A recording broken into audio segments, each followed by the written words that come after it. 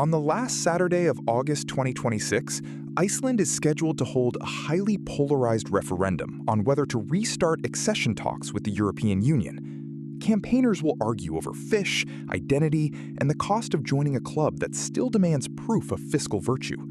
The tests those voters will confront were written in another decade, for another capital, and they failed the first time they met a government that wanted in badly enough to hire a better mathematician than the people watching the gate. January 2001, Athens. Euro notes arrive in sealed crates. Shopkeepers tape conversion charts beside the till. Ministers speak of arrival and modernity. The drachma, after nearly 2 centuries, is scheduled to disappear into a currency shared with Germany. The photographs look like victory. The Maastricht Treaty had drawn a hard line. Public debt was supposed to remain near or below 60% of national output. Greece stood far above that line. Its deficit record was uneven. Its statistics were already the subject of quiet jokes in Brussels corridors. And still, the doors opened. Still, the borrowing costs began to fall toward northern levels. Still, a state that did not qualify on a plain reading of the rule was invited to share a printing press. This is the contradiction. A gate built to protect a currency union was satisfied on paper and broken in substance. The break did not arrive as a forged ledger left on a commissioner's desk. It arrived as a contract from London. It arrived wearing the calm vocabulary of risk management. It had a name the public would not learn for years: Goldman Sachs. 3 hungers met inside that contract. European leaders wanted a continent that looked complete on a map. Greek politicians wanted the cheap money that comes with a German-backed currency. The bank wanted fees large enough to reshape a bonus year. Between those hungers sat a gap in the way Europe counted certain derivatives. The public would learn the price later, when the true deficit was dragged into daylight, and a rescue large enough to rattle the entire euro area became the remaining option. First, the country got in. First, the bank got paid. If Iceland's scheduled vote is about whether to knock, this is what happened the last time a government decided the door mattered more than the lock. The Treaty on European Union was signed in February 1992 in Maastricht, a Dutch city that would lend its name to a generation of fiscal sermons. The authors were not drafting a trading manual. They were bargaining a political peace. Germany would surrender the Deutschmark only if the replacement arrived wearing restraints. Inflation had to converge. Long-term interest rates had to converge. Currencies had to prove themselves inside the old exchange rate mechanism. 2 fiscal tests were carved into the public mind, one for the yearly shortfall and one for the stock of borrowing, with verbal softness around whether a laggard was moving fast enough to satisfy a press conference. Greece in the middle of that decade did not look like a country prepared to satisfy even a generous reading of those tests. Inflation had been a habit rather than an accident. The drachma had been devalued, defended, and devalued again. Government bonds paid yields that advertised suspicion. Debt hovered near the whole of annual output, not a polite fraction of it. When the first wave of members locked conversion rates and prepared the new notes, Greece was told to wait. 11 countries entered the exchange rate lock in 1999. Athens received a list of homework. The governments of Kostas Simitis treated the homework as a national mission. Highways were poured, a stock market boom was cheered. Speeches translated prosperity into the language of European normality. Under the speeches sat a more ordinary calculation. A treasury that borrows in an unloved currency pays a penalty on every auction. A treasury that borrows in a currency the world treats as cousin to the mark pays less. The gap, rolled through a decade of refinancing, is not a slogan. It is the difference between a cabinet that survives and a cabinet that does not. So the official numbers were put on a diet. Measured inflation was forced down. The drachma was steered into the exchange rate mechanism in March 1998, then revalued in January 2000 as part of the choreography. In the spring of 2000, the European Commission and the European Central Bank issued convergence reports that a casual reader could mistake for a diploma. In June, at a summit in Santa Maria de Feira in Portugal, European leaders agreed that Greece would join the single currency at the start of the following year. Physical notes and coins would follow 12 months after that. The political story sounded finished. The statistical story had not begun to tell the truth. Debt is not a heap of coins. It is a classification decision. A bond sold to a pension fund is debt. A bilateral loan is debt. A derivative that claims to be a hedge can be treated, if the rulebook is drowsy, as a mere exchange of payments with no principal. In those years, the European system of accounts, known to insiders as ESA 95, did not drag every off-market swap onto the public liability line. Eurostat, the statistical office headquartered in Luxembourg, existed to make tables comparable across countries. It was not staffed or chartered as a detective agency for structured products. Greece brought a second opening to anyone who understood that drowsiness. Substantial portions of its older borrowing had been issued in United States dollars and Japanese yen. Those choices were not aesthetic. In the 1980s and 1990s, when international investors flinched at the drachma, foreign currency bonds were how a small treasury reached the global book. Each of those issues carried exchange rate risk. Each could be rewritten by a counterparty that understood both the bond and the rulebook. A cross-currency swap, used honestly, is plumbing. Two sides exchange interest and principal in different currencies so that payments match the money a borrower actually collects. Struck at a rate that appears on a trading screen, the contract is a hedge. Struck at a rate no screen would ever show, the same legal wrapper becomes a transfer of cash today against a schedule of heavier payments tomorrow. The cash can retire bonds that sit in the published debt stock. The heavier schedule can be stretched past the next election, past the next convergence report, past the photograph of ministers raising glasses. By late 2000, the published ratios had improved enough to unlock a political yes. The craft of measuring the treaty number had become the real negotiation. The dollar and yen contracts were waiting. So was a desk in London that knew how to price a market that did not exist. In the city of London, at the turn of the millennium, Goldman Sachs ran a sovereign franchise that understood a fact ministries prefer to leave unspoken. Governments do not buy products. They buy time, appearance, and the chance to survive a ratio. Through the 1990s, the firm had learned how interest rate and currency derivatives could rearrange the surface of a public book without a parliamentary nightmare. Italy's earlier experiments with similar tools were already a specialist rumor. Greece was a smaller client with a harder deadline and a deeper need. Antigone Loudiadis, a Greek-born partner based in London, became the hinge. She could sit with officials in Athens and not sound like a tourist from a trading floor. She could return to the partnership and describe a client that would pay for complexity and remain in the trade after the photographers left. This is not a cartoon of a single villain. It is a portrait of fit. The country needed a number that would survive a European press conference. The bank needed a fee that would survive a compensation committee. She could stand between those two hungers without raising her voice. Across the table sat the Public Debt Management Agency and a finance ministry that had staked a government's reputation on a date. Christoforos Sardellis, who ran the debt office in that period, would later talk about a transaction that felt at the time like sophisticated housekeeping. Sit with that motive. The people inside the confirmations did not need to believe they were wiring a bomb under a currency. They needed to believe they were closing a technical gap that half of Europe privately treated as chores. For Kostas Samides, missing the euro after years of sermons about modernity would have been more than a market event.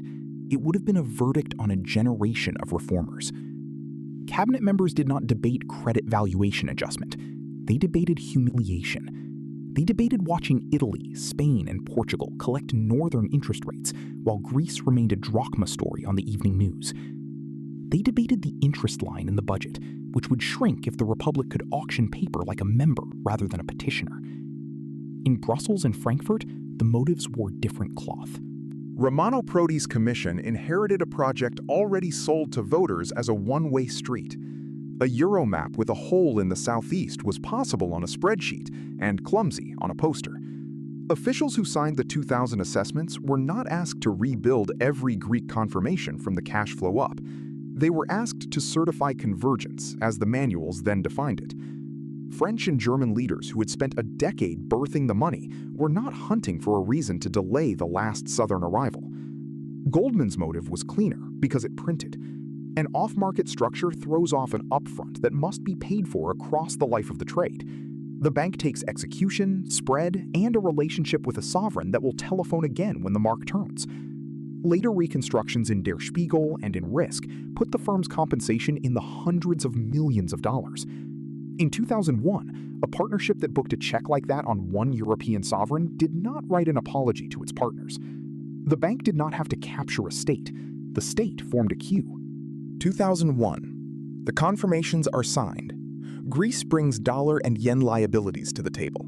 Goldman Sachs does not exchange them at the spot rate any dealer could have quoted that morning. The bank writes an exchange rate that is deliberately wrong in Athens' favor. Because the rate is wrong, the net present value cannot sit at zero. Cash has to move. It moves toward the Republic. In the published accounts, foreign currency obligations can be recast into euros at a level the open market would never have granted.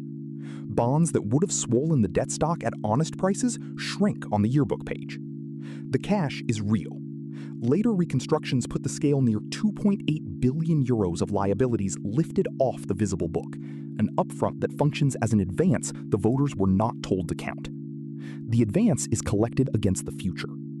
Over the life of the contract, Greece accepts payment terms heavier than any honest hedge would have required. Notionals, coupons, and a long calendar do the work a prospectus would have done if anyone had been willing to call the object a loan. Name the thing precisely. Goldman Sachs engineered derivative contracts that temporarily removed 2.8 billion euros of sovereign liabilities from Greece's reported public accounts. The partnership did not forgive the debt. It did not steal the national funds. It did not walk out of Syntagma with sacks of coin. It sold a legally wrapped delay. The delay had a price, and the price compounded. At the moment of signing, the statistical guidance from Luxembourg does not force that advance onto the debt line. The contracts can live among derivatives, a neighborhood few readers of a government bulletin ever visit. The published ratio improves by enough to make a political welcome look numerate. Entry holds. Auction calendars fill. Spreads over German paper begin their long compression. For a stretch of ordinary years, the structure behaves like a rumor among people who enjoy footnotes. Then the market refuses the fiction. Exchange rates and yield curves do not honor a rate invented for a yearbook. The mark-to-market turns against the Hellenic Republic. A contract sold as management of risk begins to look like a hole with interest. In 2004, a new government in Athens restates older deficit figures. Eurostat validates upward revisions that strip the polish from the convergence postcards. The Republic, the revisions say, was not living under the 3% deficit test even in the years it was being congratulated for discipline. The 2001 trade is not the only cosmetic. It is the one that required a global bank. In 2005, the position is rebuilt rather than confessed. A vehicle named Titlos is created. Notes go out to investors. Credit risk is sliced and parked. The calendar is extended, which is a polite sentence that means the bill is still on the table and has changed clothes. The same franchise that understood the first confirmation understands the second. Path dependence is now the business model.